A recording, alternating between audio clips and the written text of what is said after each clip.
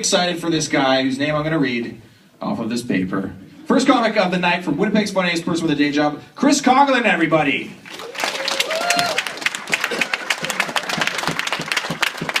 Coghlan. He's slowly making his way to the stage. One more round of applause.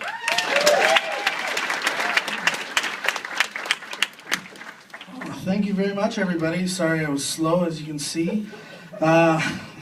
They call me Mr. Bigg because I obviously beat anorexia. Yeah, so in the past I've been called, pleasantly plump, humorously huge, fat fuck. But either way, it's fine because, they took the effort to try and rhyme those first two letters. But, all my friends are always like, you know what, Chris, why don't you get in shape? Man, it's probably better for your health and you probably feel better about it. And I was really good at math, and a sphere is a shape. If I turn this way, it's not much different than if I go this way. I'm almost there. So I'm the kind of guy, I'm in and out of town, whatever else, and I always bring condoms because I don't want that unexpected child. But, on the other hand, I'm the kind of guy, I bring 4 condoms, I go home with 5. I end up nutting before the con's even on. She gives me one as a get the fuck out of my face present, and then I'm stuck jerking off again. But, you ever notice how girls always keep shit in their bras? I don't understand it. Girl walks into 7-Eleven, she wants to buy a pack of smokes, pulls out her ID, pulls out her lip chap, pulls out her dildo. Finally, she gets to her debit card. The guy goes, "Oh, thank you. Have a nice day." If I were to fucking walk into 7-Eleven, pull my debit card out of my armpit fat, out of my ball sack, try to give it to the guy, he'd look at me and he'd go, "Fuck you, we only take cash here." Shit. I'm sorry. So, I'm a bouncer at a bar, and this guy comes in one day and he goes, "Hey man, you look familiar." I'm like, "Okay, do you know my dad?" He goes, "No, celebrity." So I'm thinking, I'm a fat guy with long hair. Chris Farley, Jack Black. He goes, "No man, you kind of look like Lou Ferrigno." Are you fucking kidding me? A jacked Italian guy, you wouldn't like him when he's angry. If anything, I look like Charlie Sheen and Steven Seagal came together, made a movie, called it Next Stop Passion.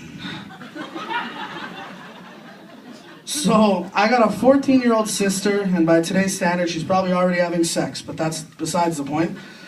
She had a Tickle Me Elmo doll when she was younger. Anybody ever see a Tickle Me Elmo doll? Nice. They're awesome, right? I used to get stoned and play with them all the time. So, you walk up to this thing, you touch it, it goes, "That tickles." And it fucking rolls around on the ground and laughs, and you stand it back up and you do it all again. So I found this thing in the basement a couple months back. I go up, and I'm like, "Fuck yeah, Tickle Me Elmo." But I guess the batteries have kind of died. So now it just goes, "Oh yeah, tickle me."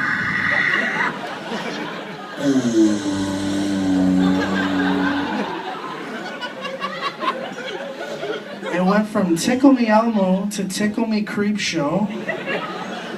Mom, this reminds me of Uncle Larry.